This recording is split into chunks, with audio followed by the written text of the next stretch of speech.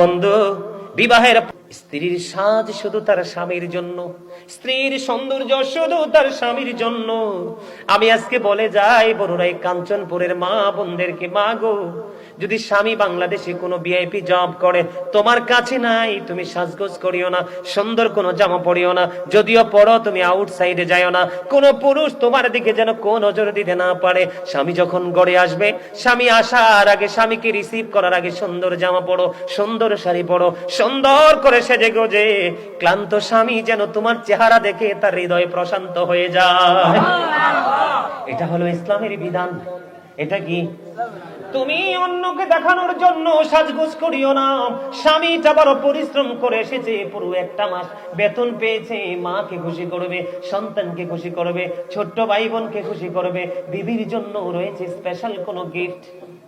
তুমি তোমার বিবি, ও বোন, ও আমার মা, যারা বিবাহিত গো, তোমরা এই আইনটা মেনে চলো। আল্লাহর হাবিবকে যখন প্রশ্ন করা হলো, ইয়া রাসূলুল্লাহ, ইয়া হাবিবাল্লাহ নবী, আপনি কোন ভাবি এবং দেবর তাদের সম্পর্ক সম্পর্কে কি বলবেন? আমার নবীজি জানিয়ে দিয়েছে, একটা নারী তার দেবরের সাথে দেখা হওয়ার চাইতে রে ওই নারীটার মৃত্যুটা অনেক বেটার। নাউজুবিল্লাহ বলেন। আমার জীবনে বন্ধু প্র্যাকটিক্যালি অনেক দেখেছি বন্ধু, স্বামী ছেড়ে দেবর নিয়ে অনেক ভাবি পাগল। দেবরের জন্য ইদানিং রিসেন্ট কয়েকটা ঘটনা ঘটেছে, দেবরের জন্য স্বামীকে হত্যা করেছে। নিশ্চয়ই সে, আমি বলবো বন্ধু, নিশ্চয়ই সে স্বামীকে ফাঁকি দিয়ে ওই মহিলা দেবরের সাথে শারীরিক মেলামেশা করেছে, তাদের ফিজিক্যাল সম্পর্ক হয়েছে, ঠিক কিনা বলেন? এই কারণে সেই তার দেবরের প্রতি আসক্ত হয়ে সে, অনেকেই দেখা যায় প্রেমিকার সাথে, প্রেমিকের সাথে আতাত করে, দেখছেন টিভি খুললে দেখবেন, প্রেমিকের সাথে আতাত করে তারা প্রাণের স্বামীকে হত্যা করে ফেলে। অথচ দা ওয়াইফস প্যারাডাইস। আমি আপনাদেরকে বলবো বন্ধুরে আমার, আল্লাহর হাবিব জানিয়ে দিয়েছে, স্বামীর পায়ের নিচে স্ত্রীর জান্নাত। The wife's paradise under the feet of the husband. স্বামীর পায়ের নিচেই। এখন যাইয়া আবার স্বামীর পায়ের নিচে কোদাল দিয়ে মাটি খনন করেন না। স্বামীর পায়ের নিচে স্ত্রীর জান্নাত, সেটার মিনিং হলো স্বামীর সন্তুষ্টিতে স্ত্রীর জান্নাত।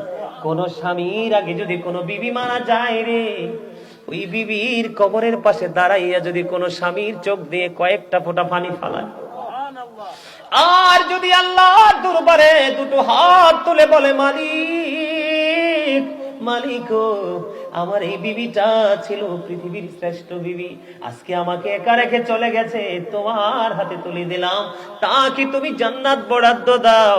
আমার নবীজি জানিয়ে দিয়েছে, ওই স্বামী যদি দোয়া করে স্ত্রীর জান্নাত বরাদ্দ হয়, তার সুখ কেউ কেড়ে নিতে পারে না। বন্ধুরে আমার, আমি বলতেছিলাম, মা বোনরা, স্বামী কাছে না থাকলে, যাদের স্বামী বিদেশে আছে, আপনারা সুন্দর করে সাজগোজ করার প্রয়োজন নেই, স্বামীর জন্য অপেক্ষা করুন, স্বামী আপনার প্রিয় স্বামী কাছে ফিরে আসবে। আল্লাহর হাবিব বলেছেন, নির্জনে যখন বেগানা একটা পুরুষ এবং একটা নারী থাকবে, মনে রাখবেন থার্ড পারসন থাকবে শয়তান। কথা কি আপনারা বোঝেন?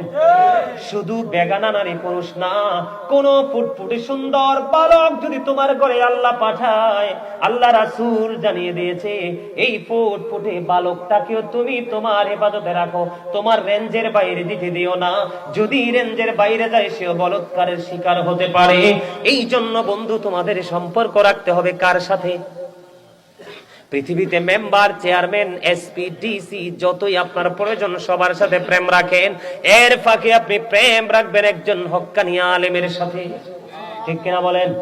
তখন আপনি কোনোদিন আর পথভ্রষ্ট হবেন না, কোনোদিন বন্ধু আপনার লাইনচ্যুত হবে না, কোনোদিন কোনো অপরাধ আপনাকে হাত চানি দিয়ে ডেকেও আপনারে তারাও তাই নিতে পারবে না, ঠিক না? ঠিক। আমার কথা কি আপনারা বুঝতে পারছেন? আপনারা যত বেশি জিনা ব্যভিচারে লিপ্ত হবেন, তত বেশি বন্ধু এই স্ট্রোক বৃদ্ধি পাবে। এই স্ট্রোক থেকে বাঁচতে হলে এই নোংরা পন্থা থেকে আমাদেরকে বের হয়ে আসতে হবে। বাবা মা যারা আছেন, আপনাদেরকে আমি বিনীতভাবে অনুরোধ করব, মেয়ে যখন উপযুক্ত হয় পড়তে